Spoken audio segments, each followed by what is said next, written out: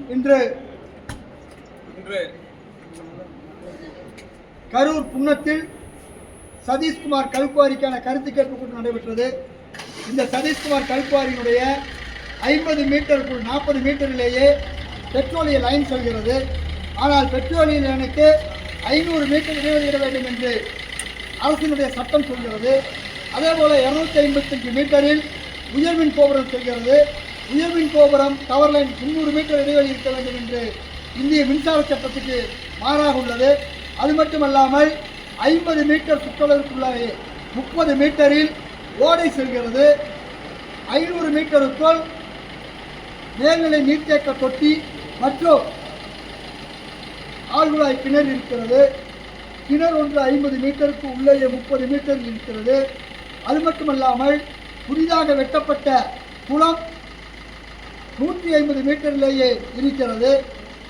அது மட்டுமல்லாமல் இங்கே நடந்த ஆய்வுகள் எல்லாம் அலுவலகத்தில் உட்கார்ந்து செய்து கொண்டு காற்று மாசு, நீர் மாசு, ஒளி மாசு, மண் மாசு என்ற ஆய்வுகளை செய்திருக்கிறார்கள்.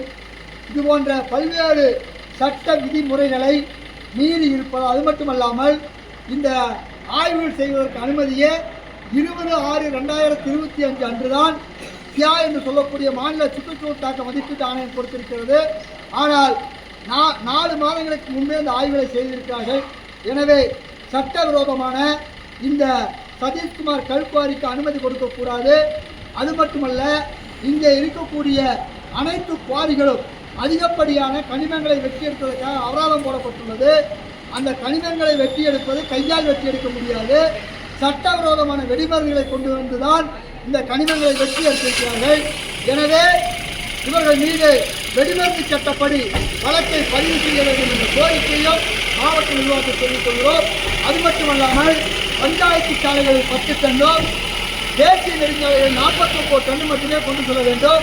ஆனால் இந்த பஞ்சாயத்து சாலையிலேயே 90 டன் இறங்குற வாகனங்கள் சென்று ஆண்டு ஒன்றுக்கு 30,000 கோடி மதிப்புள்ள சாலைகள் அரசு சொத்து அளிக்கப்படுகிறது. எனவே இதன் மீது உரிய நடவடிக்கை எடுக்க வேண்டும் என்ற கோரிக்கை வைத்துள்ளோம். மாவட்ட நிர்வாகம் இதன் மீது உரிய நடவடிக்கை எடுக்கவில்லை. நாங்கள் சட்டப்படியான நடவடிக்கையும் மக்கள் போராட்டமும் இதன் மீது மேற்கொள்வோம் என தெரிவித்துக் கொள்கிறோம்.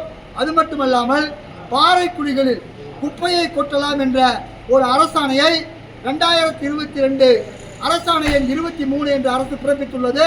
இந்த பாறைக்குழிகளில் எல்லாம் அடுத்தது கரூர் போன்ற பகுதியிலிருந்து கொண்டு வந்து குப்பையை கொட்டுகின்ற ஒரு நாசகார திட்டத்தை அரசு வைத்துள்ளது.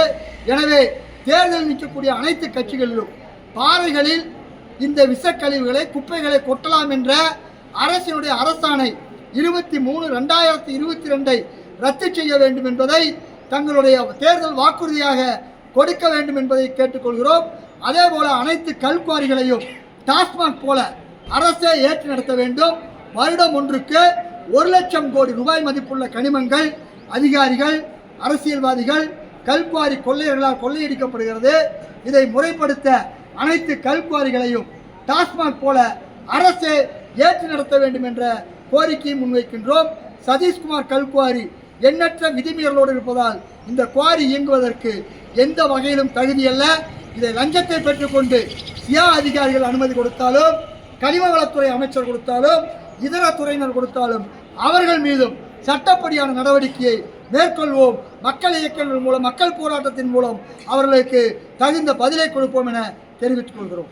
முகிலன் ஒருங்கிணைப்பாளர், தமிழ்நாடு சுற்றுச்சூழல்.